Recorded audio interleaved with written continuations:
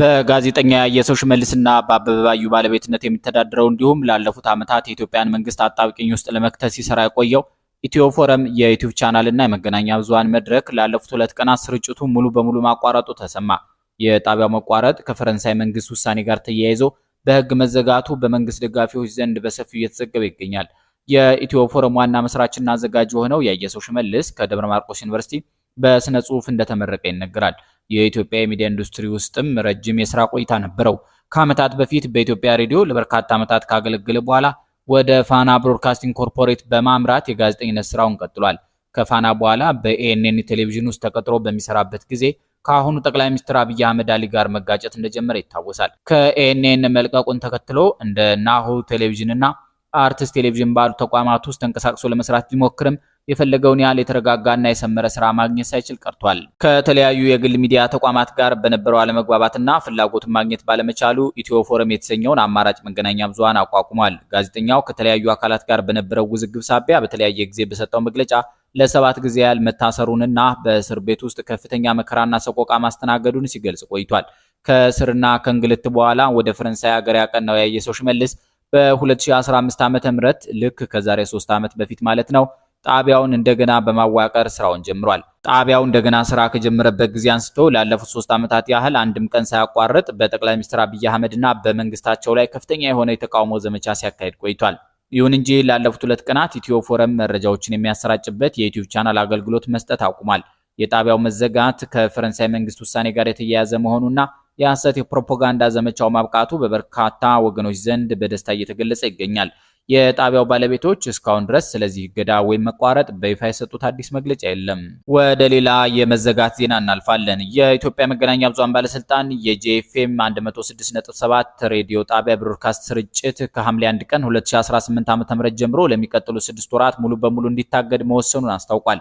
ባለስልጣኑ ይህን ውሳኔ ያስተላለፈው ጣቢያው በተደጋጋሚ የተሰጡትን የቃልና የጽሁፍ ማስጠንቀቂያዎች ባለመቀበሉና በአዋጅ ቁጥር 1238/2013 የተጣሉበትን የፈቃድ ውል ግዴታዎች ባለመዋጣቱ እንደሆነ ገልጿል።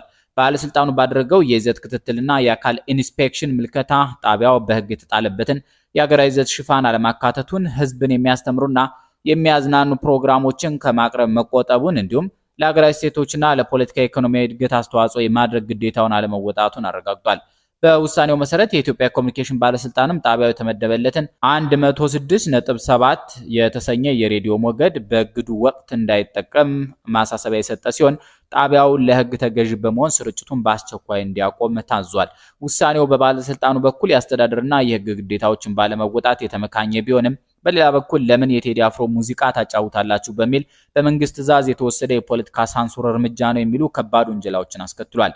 እንደ ጋዜጠኛ አበባየሁ ሰይፈ ባሉ ሰዎች አገላለጽ መሰረት የመገናኛ ብዙሃን ባለስልጣን ራሱን እንደ ገለልተኛ ተቋም ለማስመሰል የሄደበት ርቀት ህዝቡን ለትዝብት የሚዳርገው ነው። አበባየሁ ጣቢያው የቀረበበት ክስ የሐሰት ዶሴ የተዘጋጀበትና የቴዲ አፍሮን ድምጽ የማጥፊያ ዘመቻ አካል መሆኑን ጽፏል። ወደ ሌላ ዜና እንሻገራለን። የአፍሪካን ሰማይ የሚቆጣጠረውና የአህጉሪቱን የኢኮኖሚ ትስስር ሙሉ በሙሉ የሚቀይረው የተባለው የ12.5 ቢሊዮን ዶላር የቢሾፍቱ ዓለም አቀፍ ኤርፖርት ግንባታ ዜና የመላውን ዓለም ትኩረት ስቧል። የዓለማችን አንጋፋና ስመጥር የአርኪቴክቶች ድርጅት የሆነው ዛሃ ሐዲድ አርኪቴክትስ የተዘጋጀው ይህ የዲዛይን ስራ ኢትዮጵያን በአፍሪካ የአቪዬሽን ማዕከልነት ዙፋን ላይ በድጋሚ የሚያስቀምጥ ታሪካዊ ምዕራፍ ነው። በቢዝነስ ኢንሳይደር አፍሪካ ይፋ የተደረገው ይህ ግዙፍ ፕሮጀክት ዘመናዊ ዲዛይንን ከኢትዮጵያ ባህላዊና ተፈጥሯዊ ውበት ጋር በብቃት ያቀናጀ ነው። ኤርፖርቱ በውስጡ የሚያካትተው አስደናቂ አረንጓዴ መናፈሻ እንደ ሲንጋፖሩ ቻንጊ እና የኳታሩ ዶሃ ኤርፖርቶች ያሉ ዓለም አቀፍ ግዙፎችን የሚፎካከር ሲሆን በአመት በ10 ሚሊዮኖች የሚቆጠሩ መንገደኞችን የማስተናገድ አቅም ያለው በመሆኑ የሀገሪቱን የንግድና የቱሪዝም እንቅስቃሴ ወደ ሌላ ከፍታ የሚያሸጋግር ነው። የዚህም ፕሮጀክት ግዙፍነትና ታሪካዊ ክብደት ከኢትዮጵያ አቪዬሽን ጉዞ ጋር አስተሳስሮ ማየት ተገቢ ነው። የኢትዮጵያ አየር መንገድ በ1940ዎቹ መጀመሪያ ሲቋቋም መሰረቱን ለመጣል የአሜሪካ ባለሙያዎችና የትራንስ ወርልድ ኤርላይንስ ድጋፍ ወሳኝ ነበር። በወቅቱ ቴክኖሎጂንና የመጀመሪያው መዋቅር ከውጭ በሰለጠኑ ባለሙያዎች ታግዞ የጀመረው የኢትዮጵያ አቪዬሽን ዛሬ በራሱ አቅምና ራዕይ ታሪክን እየቀየረ ይገኛል። ትናንት በባዕዳን ባለሙያዎች እርዳታ መሰረት የጣለው የአቪዬሽን ኢንዱስትሪያችን ዛሬ በራሱ ልጆች ዕውቀትና ብቃት የአፍሪካ ቁጥር 1ና ትልቁን ኤርፖርት በኢትዮጵያ መሬት ላይ እውን ለማድረግ መብቃቱ የኩራት ስሜት የሚፈጥር ነው። የኢትዮጵያውያን ባለሙያዎችና መሪዎች ዓለም አቀፍ ደረጃዎችን በብቃት የመምራትና የማስተባበር አቅማቸው በዚህ ግዙፍ ፕሮጀክት ዳግም ተረጋግጧል የሚሉ አካላት በርክተዋል። የቢሾፍቱ አቡሰራ ኤርፖርት ፕሮጀክት ከአንድ ተራ መጓጓዣ ስፍራና ተርሚናል በላይ ትርጉም አለው። ይህ ፕሮጀክት የኢትዮጵያን ጽናት፣ የቴክኖሎጂ አቅምና ለቁጥጥር የማይመች የእድገት ጉዞ የሚያሳይ ሕያው ማሳያ ነው።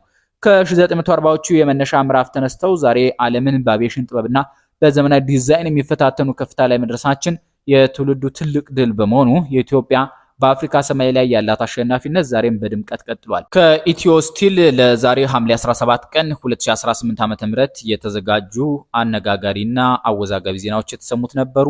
ጤና ይስጥልኝ።